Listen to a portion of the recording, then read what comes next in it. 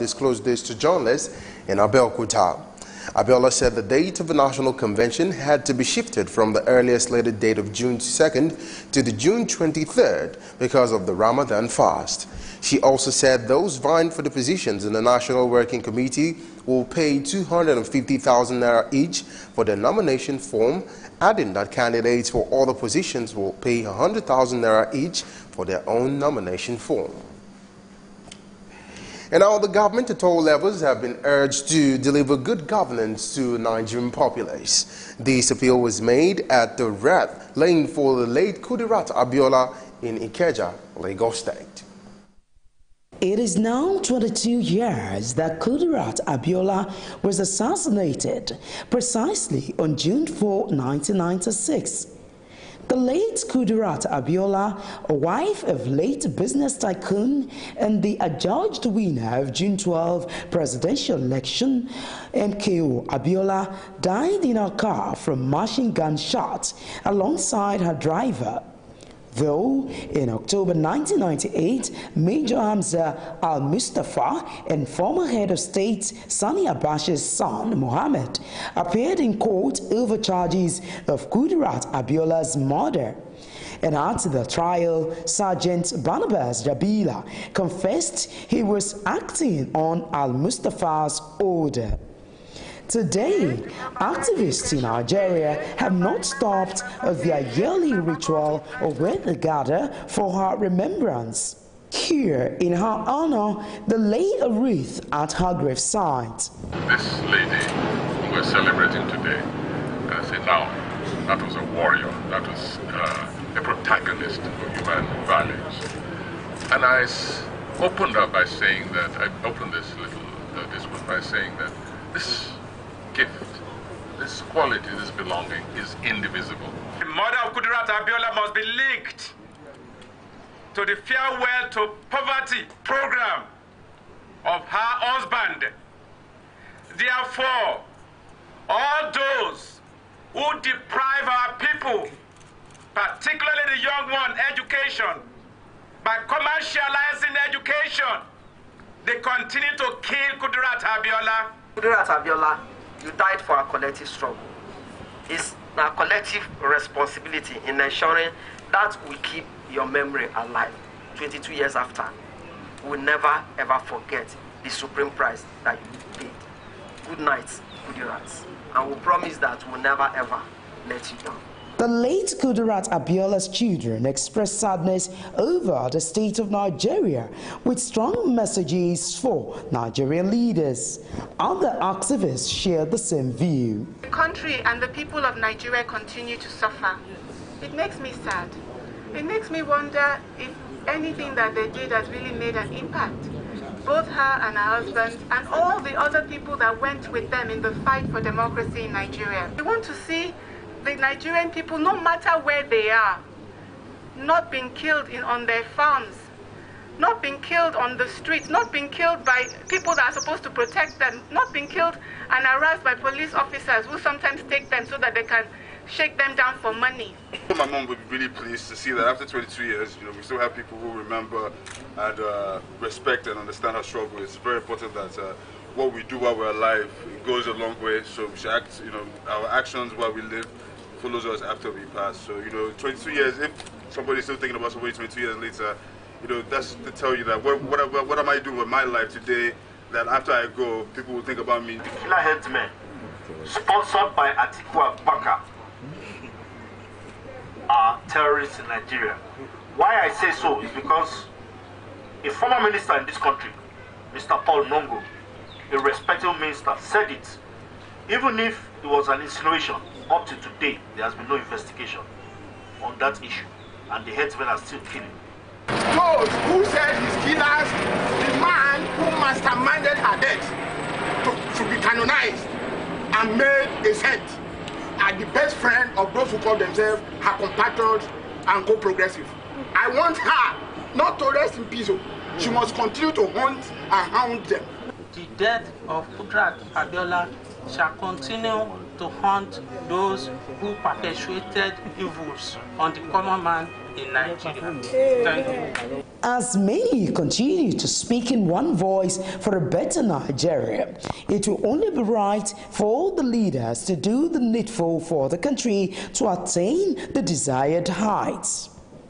This can be the only compensation for those who have laid their lives for Nigeria. And no fewer than 4 people have been killed as armed herdsmen at the Thief Farmers Gasol local government area of Taraba State.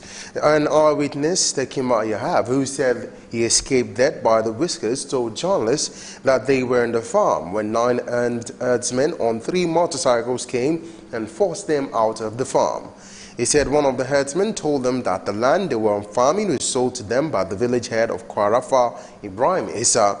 A youth leader in the area, Titus Gowon, told journalists that the attackers killed 40 people on their farm along Dogon Ruba Road, while many others sustained bullet and machete wounds. Gowon blamed the extent of the attack on the failure of the police to rescue the situation at hand. And chairman of Gasol local government area, Yuhuza Yuzal, who confirmed the development to journalists, said no life was lost. And following the outright directive by the federal government to veto issuance permit for the importation of codeine, stakeholders have continued to commend the government and their decision to contain further damages. The substance, which has been bastardized, abused in recent times by some consumers, has drawn the attention of all, thereby calling on government to fashion a way to controlling the hazards posed on the society. Supposed to be a drug that will help us come out from pains. Ironically, people now deploy it to do something differently what it was designed to do. And if government in its wisdom decided that codeine must stop to rescue our country from this trouble, is to rescue our youth, is to rescue our country. Our wealth and our heritage is in our youth. Our future is in our youth. And if the youth are being distorted by any means, we need to fight it very fast. And if codeine is the reason why our youth will begin to go astray and getting into mental crisis, psychic distortion and all of that, it is important that we must do something very fast. The increase in damage caused by the substance, government placed a ban to reduce the negative resultant effect on its offensive users, a move that has been commended by many Nigerians. It's better to put control mechanisms in place before you now get to the point of having to do drastic things like banning importation and manufacture. You know, as an association, we have raised alarm on these things over time. You know, so it's we don't now know if the noise we made was not loud enough, or our body was not seen as a body that should be listened to. But either way, we have raised alarm over not just codeine. Codeine is just one of the many substances of abuse. You know, you have tramadol. In fact, as a matter of fact, tramadol is even more accessible and has a more devastating impact than codeine. So, codeine, tramadol, triple action creams. There should be a more holistic approach, you know, observe trends, put checks and balances in place before you get to the point where you have to do drastic things. We welcome the decision, and we're already putting in place measures, various strategies to ensure that the law is complied with by all stakeholders. This includes both sensitization as well as enforcement.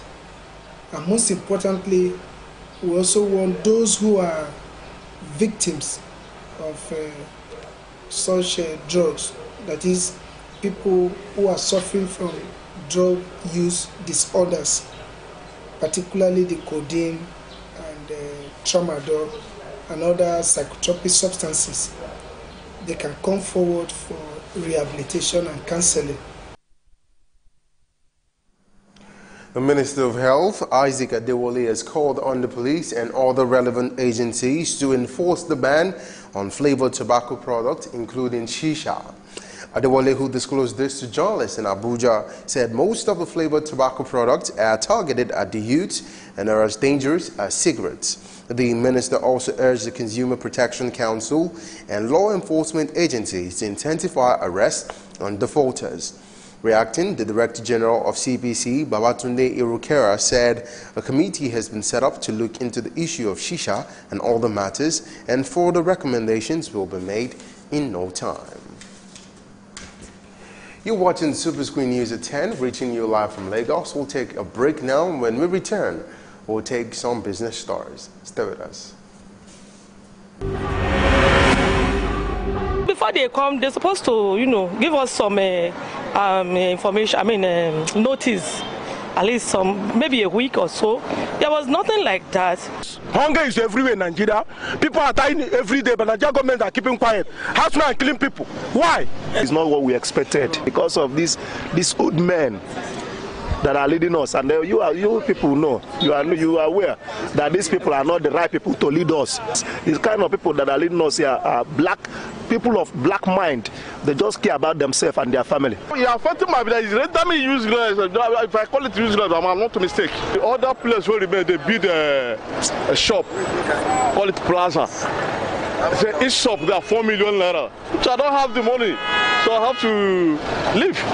If you plan to get a tribal mark, it takes a lot of pain, but after some time, you enjoy it.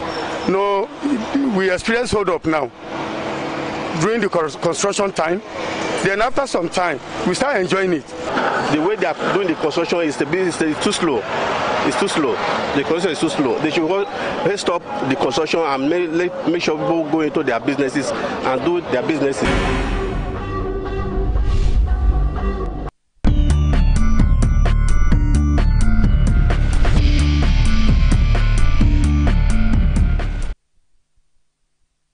Welcome back to Superscreen News at 10, and now for some business stories. President Muhammadu Buhari says his administration has spent $9 billion on power, roads and railways in the country within the last 2 years. The president said it is part of the ongoing plans to diversify the economy through the development of tourism, agriculture and solid minerals, adding that the federal government is investing heavily in infrastructure.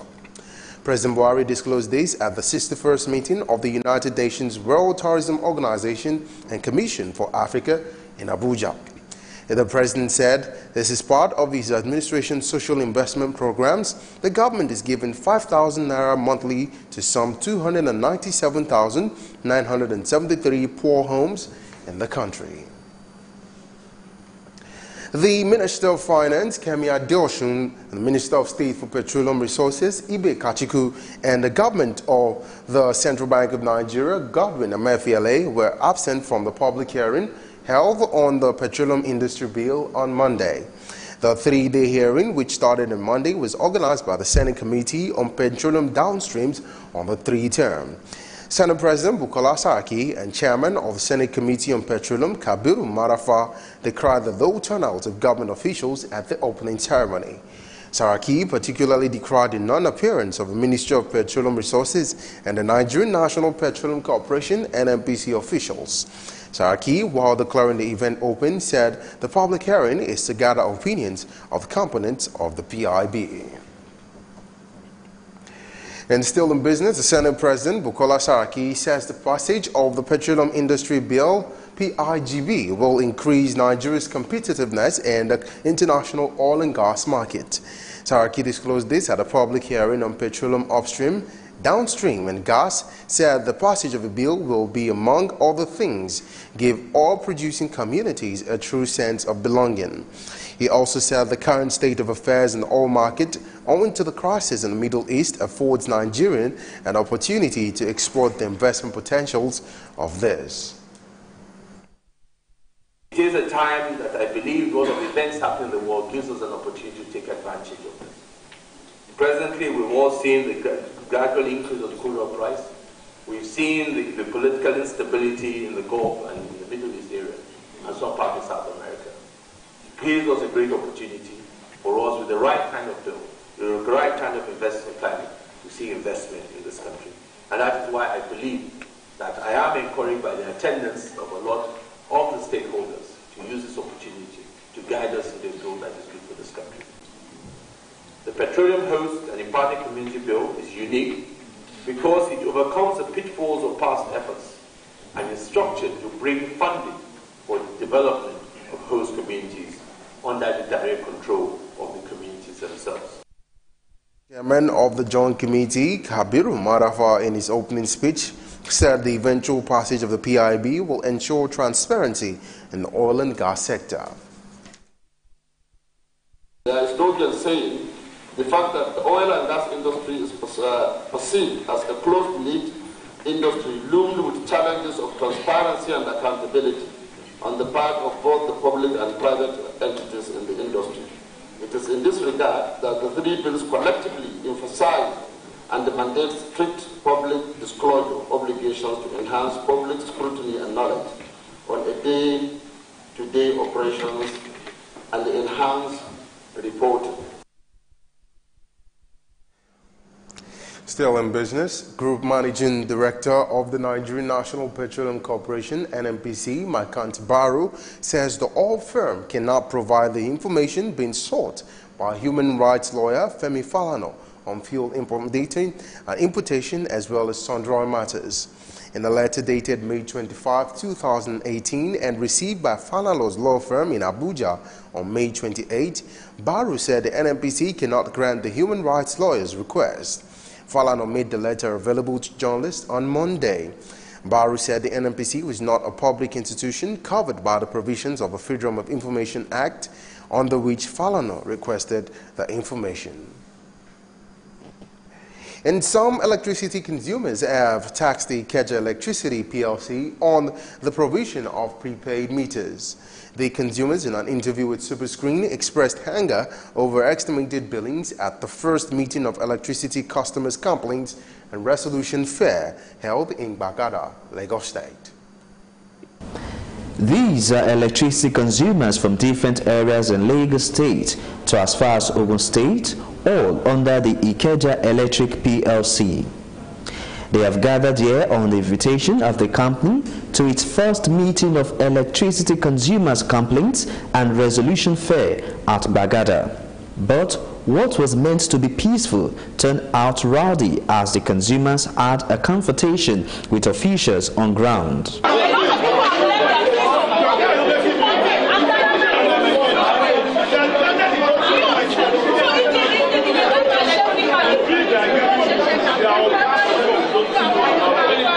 They put all of us in the sun, even with the elderly, the sick, who have issues with them on their billings and power failure, irregular power supply, and overbilling, overestimated billing. We are all put in the sun, and we just discovered that this is uncalled for, this is not right. This is corruption of the highest order. In the first place, you are not giving us light, and you are giving us estimated billing, which is wrong. And that is why I am here to fight for it and to let the government know that government is a complicit in this issue. There is a compromise. The government should realize that the people of the country are suffering. These aggrieved electricity consumers describe the fair as a ploy to deceive them with no plans of meeting their needs. While some complained of overbillings and estimated billings, others complain of issuance of electricity bills after disconnection. They are not solving any issue. The only thing is that they ask people to write down their name and go away, which they are not even taking complaint from anybody. They want to use that as a gimmick, as a propaganda, to tell that they have attended to their customers in Disco, in the Ikeja distribution company. It's a fraud. They're not working. Nothing is working here. See the crowd. Look at the crowd. My lad had been caught since January, and I told them to stop the bill because it happens to me. I traveled 4 years, and that was caught on top of my roof. 4 years, they bring the bill. I have here $500,000. I complained to all over the NEPA offices. Nobody is interested. Look at my bill, $500,000. It's a factory, a room and parlor, $500,000. They urge the electricity company to provide them with prepaid meters. We are expecting nothing from them other than prepaid meter. Ikeja electric disturbance is too much. Imagine how many of these officials are here.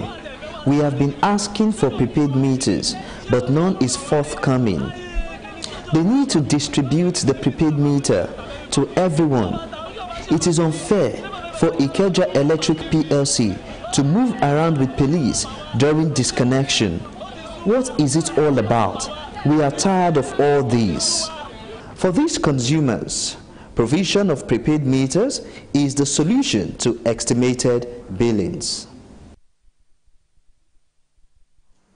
You're watching Superscreen News at 10. We'll take a break now. When we return, we'll take some foreign stories, some sports stories. Stay with us.